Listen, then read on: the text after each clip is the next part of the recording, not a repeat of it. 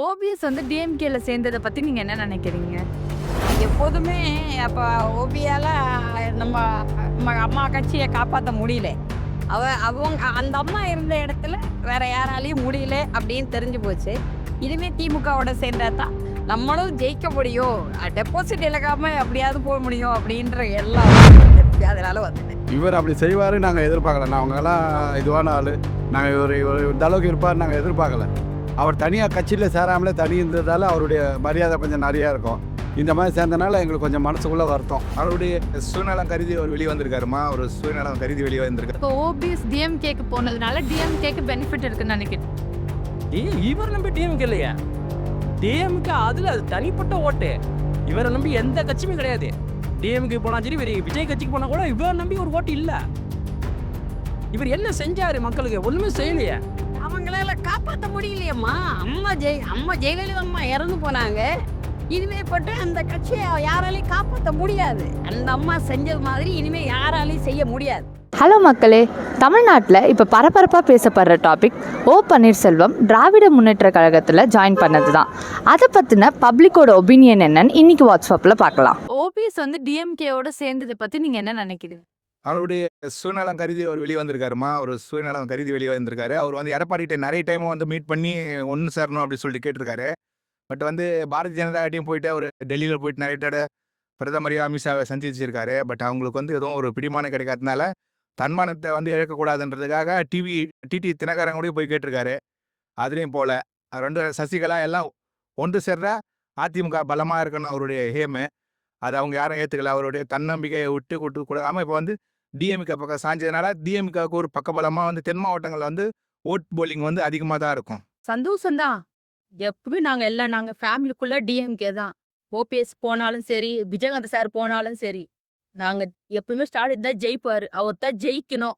மகளிருக்காக அவர் தான் ரொம்ப பண்றாரு. அவர் தான் ஜெயிக்கணும். நல்லதுதான். எந்த விதமான அந்த பாதிப்பும் இல்லை. பாவம் அவரை ஏமாத்திட்டாங்க. அதனால டிஎம்கேல போனது நல்லதுதான். ஓபிஎஸ் வந்து டிஎம்கேல சேர்ந்தத பத்தி நீங்க என்ன நினைக்கிறீங்க? எப்போதுமே அப்ப ஓபியால நம்ம அம்மா கட்சியை காப்பாற்ற முடியல. அவங்க அந்த அம்மா இருந்த இடத்துல வேற யாராலையும் முடியல அப்படின்னு தெரிஞ்சு போச்சு. இனிமே திமுகவோட சேர்ந்தா தான் நம்மளும் ஜெயிக்க முடியும், டெபாசிட் இழக்காம எப்படியாவது போக முடியும் அப்படின்ற எல்லாம் அவருக்கு வந்துருச்சு. அதனால வந்துட்டேன். நான் டிஎம்கேல சேர்ந்தது நல்லதுன்னு நினைக்கிறேம்மா. ஏன்னா ஏற்கனவே வந்து அதிமுகல அவர் இருந்ததுனால, அவர் வந்து அம்மா இருக்கிற காலத்துல நல்லா அவருக்கு மரியாதை இருந்தது. அம்மா போன பிறகு அவருக்கு அந்த மரியாதை போயிடுச்சு. இப்ப எடப்பாடி வந்ததுனால அவருக்கு மரியாதையே கிடையாது. அவர் வந்து எவ்வளோ அவர்கிட்ட வந்து பணிஞ்சு தான் போனாரு எடப்பாடி கிட்ட. ஆனா ஓபிஎஸ்க்கு அவருக்கு மரியாதை கொடுக்கல. எடப்பாடி மரியாதை கொடுக்கல. அதனால அவரு நல்லா யோசனை பண்ணி, அவருக்கும் வயசு இருக்கு, அனுபவம் இருக்குல்ல அரசியல்ல. அதனால இப்ப அவர் திமுகல வந்தது எங்களுக்கு ரொம்ப பிடிச்சிருக்கு. நாங்க அதை பத்தி தப்புன்னே சொல்ல முடியாது. நல்லதுன்னு தான் நான் நினைக்கிறேன். அது ரொம்ப தப்பான விஷயமா அது. எனக்கா அவர் வந்து ஒரு முதலமைச்சராக இருந்தவர். வேற யாராவது இருந்துட்டா கூட பரவாயில்ல. இப்போ எடப்பாடி இருந்தால் கூட அவர் ஒரு டைம் தான் மினிஸ்டராக உட்காந்தாரு. இவர் அம்மா ஆட்சிலையும் சரி 3 ட்ரிப்பு மினிஸ்டராக உட்கார வச்சவங்க. இவர் அப்படி செய்வார் நாங்கள் எதிர்பார்க்கல. அவங்கெல்லாம் இதுவான ஆள்.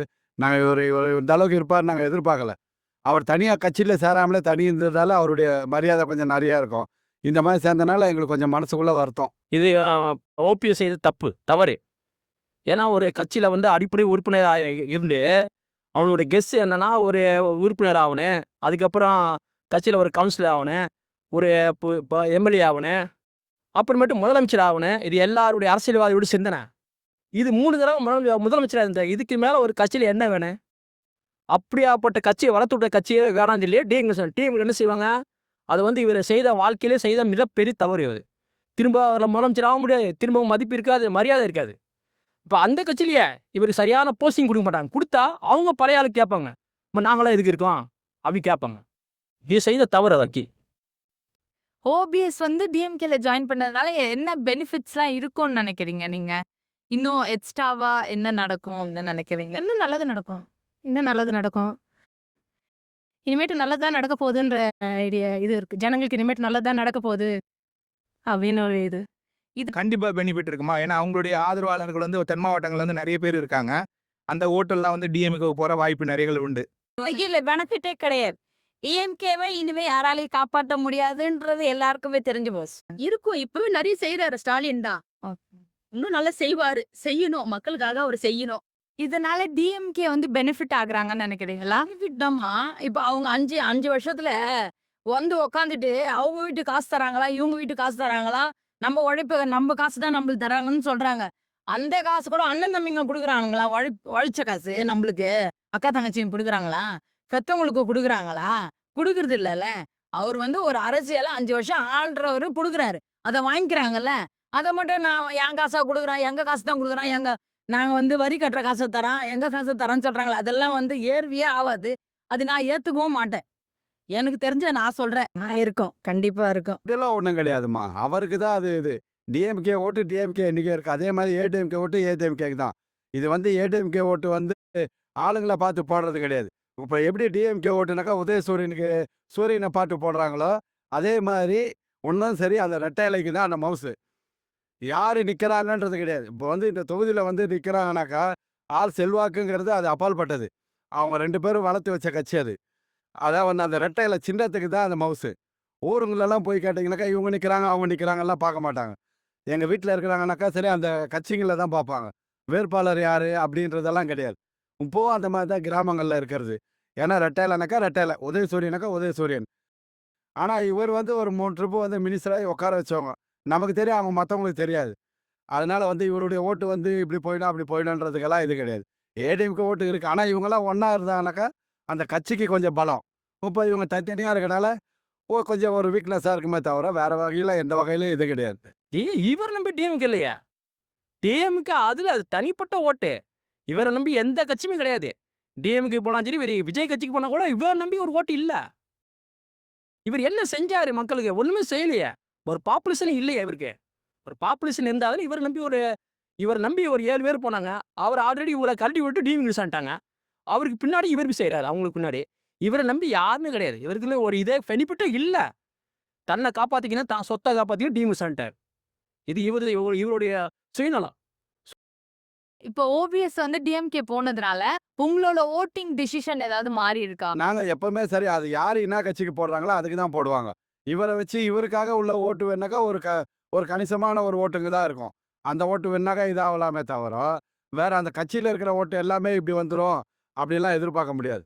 இன்னைக்கு தேனி மாவட்டத்தில் போனீங்கன்னாக்கா அவருக்குன்னு ஒரு கணிசமான ஓட்டு இருக்கும். அந்த ஓட்டு தான் இவருக்கு வந்து விழுகும். ஆனால் அந்த ரெட்டை இலைக்குன்னு இருக்கிற ஓட்டு இருக்கு இல்லையா, அந்த ஓட்டு யாருக்கு வரணுமோ அவங்களுக்கு தான் வரும். இவருக்காகலாம் இதாகாது. அப்படியெல்லாம் ஒன்றும் எதிர்பார்க்க முடியாது. அதெல்லாம் எதுவும் இல்ல. நான் டிஎம்கேக்கு தான் போடுவேன் ஓட்டு போடுறதா இருந்தால். வேற யாருக்கும் கிடையாது. ஆனா இனிமேல் யாரு எங்களுக்கு உதவி பண்றாங்களோ அவங்கள தான் செய்ய வேண்டி வருது. அவ்வளவுதான். எங்களுக்கு ஒண்ணும் தெரியும். நாங்க டிஎம்கே தானே. எனக்கு வந்து யாரு ஜெயிச்சாலும் சரி, எங்க ஃபேமிலி ஃபுல்லாவே டிஎம்கே ஓட்டு தான். ஓபிஎஸ் வந்து டிஎம்கே வந்ததுனால உங்களோட ஓட்டிங் டிசிஷன் வந்து சேஞ்ச் ஆயிருக்கா? எங்க ஓட்டு எப்பவுமே டிஎம்கேக்கு தாம்மா. நாங்க இன்னைக்கு கிடையாது. எங்க அப்பா காலத்துல இருந்தே நாங்க டிஎம்கேக்கு தான் நாங்க ஓட்டு போடுவோம். அவர் வரலன்னா கூட ஆட்சிக்கு வந்தாலும் சரி வரலன்னா சரி நாங்க டிஎம்கே தான் எப்பவுமே நான் டிஎம்கேக்கு சப்போர்ட் பண்றேன்னு சொல்லாத. எனக்கு அம்மாவையும் பிடிக்கும். ஜெயலலிதா அம்மா இருக்கும்போது பிடிக்கும். எம்ஜிஆரை பிடிக்கும். அவங்களாம் வந்து அரசியல்ல வந்து நிறைய அனுபவப்பட்டிருக்கேன். இப்போ வரவங்களாம் அனுபவம் கிடையாது. அதனால டிஎம்கேக்கு என்னன்னா ஸ்டாலின் வந்து அவர் வந்து அவங்க அப்பா காலத்துல இருந்து இருக்கிறதுனால அவருக்கு வந்து நாங்க டிஎம்கேல இருக்கலாம். நாங்க அவருக்கு தான் ஓட்டு போடுவோம். டிஎம்கேக்கு பலமாக தான் இருக்கும்.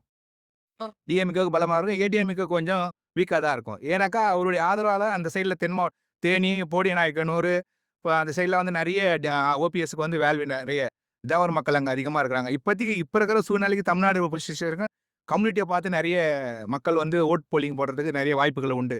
அந்த விதத்தில் வந்து அவர் அங்கே இருக்கிறதுனால வந்து டிஎம்கே பக்கபலமாக இருக்கும். யார் ஓட்டிங் லிஸ்ட் சேஞ்ச் ஆகுது? யாருக்குமே ஓட்டிங் லிஸ்ட் நீங்கள் ஓபிஎஸ்சின்னு தனிப்பட்ட ஓட்டே கிடையாது. பிறந்ததானே சேஞ்சிங் ஆகும். ஓபிஎஸ் தனிப்பட்ட ஓட்டு யார் ஓட்டுமே கிடையாது. சேஞ்சிங் ஆக வாய்ப்பே இல்லை. இவருடைய சுயநலம் இவர் போயிட்டார், அவ்வளோதான். மக்கள் நினைக்கிறது அதான் நினைப்பாங்க. இவரோட சுயநலம் போயிட்டாரு, அவ்வளோதான். அதான் நினைப்பாங்க. இது கன்ஃபியூஷன் ஆகுது. என்னமா இருக்குது? ஒண்ணுமே கிடையாது. ஆமா, எப்பயுமே ஸ்டாலின் ஜெயிக்கணும். எங்களோட மனசு அவருதான். வேற எதுவுமே கிடையாது. பப்ளிக்கு நிறைய பேருக்கு அதாவது நல்லா படிச்சு பொலிட்டிக்கலை பற்றி நல்லா புரிஞ்சவங்களுக்கு வந்து புரியும். ஒன்றும் தெரியாத பாமர மக்களுக்கு வந்து சில பேர் வந்து ஓபிஎஸ் மேலே நிறைய ஆதங்கம் இருக்கும். நல்லா படித்து அரசியலை பற்றி தெளிவாக இருக்கிறவங்களுக்கு வந்து கோவப்படுறதுக்கோ அவர் மேலே வருத்தப்படுறதுக்கோ வந்து வாய்ப்பு கிடையாது. ஏன்னா அரசியல்னா அப்படி தான் இருக்கும். நாளைக்கு அதே வந்து ஓபிஎஸ் டிஎம்கே விட்டு பிரிஞ்சு பிஜேபிக்கு மாறினாலும் போலாம், திரும்ப ஏடிஎம்கேவுக்கு போனாலும் போலாம். செங்கோட்டை வந்து தாவிக்காவுக்கு போயிருக்காரு. செங்கோட்டை திரும்ப வந்து ஏடிஎம்கே வரதுக்கு வாய்ப்பு இருக்குன்னு சொல்லிட்டு சொல்லியிருக்காங்க. அவங்கவுங்க மனநிலையை பொறுத்து தான், அங்கே இருக்கிற மரியாதை பொறுத்து தான் இருக்குது. ஓபிஎஸ்க்கு வந்து ஏடிஎம்கேவில் வந்து மரியாதை இல்லைன்ற ஒரு பர்பஸ்க்காக இப்போ டிஎம்கேவில் போயிருக்காரு. அவரு ரொம்ப நாளாக வெயிட் பண்ணியிருந்தார். அந்த வெயிட்டிங் அவருக்கு வந்து பக்கபலமாக கொடுக்கல. யாரும் அவர் வந்து சந்திக்க தயாராக இல்லைனாலும் இப்போ டிஎம்கே வந்துருக்காரு. திமுக வந்து நல்லா நல்லா பண்றாங்க. ஊருசுக்கு எல்லாமே நல்லா பண்றாங்க. அதனால இனிமே பட்டு திமுக ஆட்சி தான் வரணும். கலைஞர் அவர்கள் வந்தே ஆகணும். நான்லாம் 2000 ரூபா வந்து மாசம் இனிமே வந்து நான் வேலைக்கே போறது கிடையாது. வீட்டில் தான் இருக்க போறேன். கன்ஃபியூஷன்னா யாருமே வந்து எந்த பக்கம் வந்து கரெக்டா நடத்துறாங்க, எந்த பக்கம் கரெக்டா நடத்தி கூட்டு போறாங்கன்ட்டு பார்க்கணும் பப்ளிக். அதை பார்க்காமயே ஏகப்பட்டது பேசுறாங்க. அந்த மாதிரிலாம் பேசக்கூடாதுன்னு நான் நினைக்கிறேன். அந்த மாதிரிலாம் பேசக்கூடாது. ஏன்னா கரெக்டா எப்படி போகுது, இந்த ஆட்சியில எப்படி கொண்டு போறாங்க, என்னென்ன பண்றாங்க, எவ்வளோ நல்லது பண்றாங்கன்னு பார்க்கணும். எங்கேயோ ஒரு தப்பு நடக்கிறத வந்து அதை எத்து போட்டு இவங்க தான் பண்றாங்கன்னு சொல்றது அது என்னால ஏத்துக்க முடியாது. எல்லாம் நடக்கிறது தானே. ஆரம்பத்துலேருந்து இருக்கிறது தானே. கமல் வந்தாப்புல, ரஜினி வந்தாப்புல, இவங்க வராங்க அவங்க வராங்கன்னு சொல்லி இது பண்ணுறது தானே. அதெல்லாம் ஒன்றும் இது கிடையாது. இப்போ யாராவது புதுசாக வந்து ஆட்சி உட்காந்தா கொஞ்சம் நல்லா இருக்கும்னு எதிர்பார்க்குறாங்க. ஜனங்க எதிர்பார்க்குறாங்க. அப்படியே ஒன்று இருக்கலாம். எப்படி இருக்குன்னு சொல்ல முடியாது. எல்லாம் ஒரு அவங்க இதுதான் மைண்ட் செட்டு தான். இது அரசியல் எல்லாம் சகஜம். அரசியல் எல்லாமே சகஜம். நம்ம அம்மா எம்ஜிஆர் இறந்தாங்க. ஏடி ஜெயலலிதா அம்மா ஒரு பக்கம், ஜானகி அம்மா ஒரு பக்கம் இருந்தாங்க. அதுக்கப்புறம் ஜெயலலிதா அம்மா வந்தாங்க. இது அரசியல் சகஜம். இதெல்லாம் வந்து பெருசா மக்கள் நினைக்க மாட்டாங்க. கன்ஃபியூஷன் ஆகாது கண்டிப்பா. இப்ப ஏடிஎம்கே வீக் ஆயிடும்னு நினைக்கிறீங்களா நீங்க? வீக்குன்றது கிடையாது. பட் வந்து அந்த சைடில் வந்து அவருக்கு ஓட்டிங் அவ்வளோ இருக்காது அவருக்கு. இந்த சைடு சேலம், கோயம்புத்தூர், பொள்ளாச்சி அதை மாதிரி சைடில் வந்து இருக்கலாம். இந்த சைடில் தென் மாவட்டங்கள் வந்து ரொம்ப கம்மியாக தான் இருக்கும். டிஎம்கே ஸ்ட்ராங்கா? டிஎம்கே ஸ்ட்ராங்கும் இனிமேட்டு அவங்க தான் வருவாங்க. ஓகே. அவங்களால காப்பாற்ற முடியலையம்மா. அம்மா ஜெயலலிதா அம்மா இறந்து போனாங்க. இனிமே பட்டு அந்த கட்சியை யாராலையும் காப்பாற்ற முடியாது. அந்த அம்மா செஞ்சது மாதிரி இனிமே யாராலையும் செய்ய முடியாது. அந்த ஜெயலலிதா அம்மா இடத்துக்கு யாராலையும் வர முடியாது. எந்த லேடி வந்தாலும் அந்த அம்மா மாதிரி யாராலையும் வர முடியாது. அவங்க வந்து ஒரு நல்ல லேடி, எல்லாருக்கும் எல்லாம் செஞ்சாங்க. எந்த கட்சியெல்லாம் பார்க்கல, அவங்க நல்லா தான் செஞ்சாங்க. அவங்கள உயிரோட இருக்க விடலையே, அதை நம்ம என்ன செய்ய முடியும்? ஒரு லேடியா இருந்து எனக்கும் மனசு கஷ்டமா தான் இருக்குது. அந்த அம்மா இருந்தாங்க, எல்லாருக்கும் எல்லாம் செஞ்சாங்க. அதே மாதிரி இன்னும் யார் வந்தாலும் அவங்களால செய்ய முடியலையே. செய்ய முடிஞ்சிருந்தா அந்த அம்மா மாதிரி இன்னொரு அம்மா வந்து செஞ்சிருந்தா நல்லா தான் அவங்க கட்சி போயிருந்திருப்போம். இப்போ அந்த கண்டிப்பா வீக் ஆயிடுச்சு. பாதி இல்ல, முக்காவாசி வீக் ஆயிடுச்சு.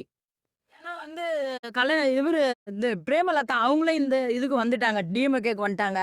ஓபிஎஸ் டிஎம்கே வந்துட்டாங்க. டிஎம்கே இருக்கிறவங்க வந்து யாருமே வந்து 16 வயசுல இருக்கிறவங்க கிடையாது. 50 வருஷம் அரசியல்வாதி தெரிஞ்சவங்க தான் டிஎம்கேல இருக்கிறாங்க.